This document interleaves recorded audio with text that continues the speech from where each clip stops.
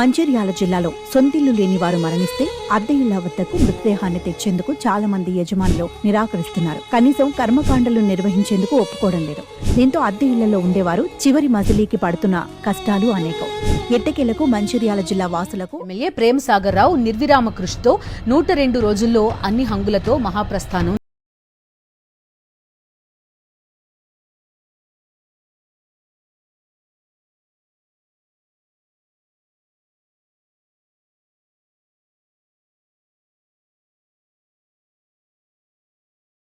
ఎంతోమంది ఎమ్మెల్యే గారు వచ్చారు వెళ్ళారు, కానీ సంవత్సరాలు కాకముందే మనకు చరిత్రలో నిలిచిపోతారు. మన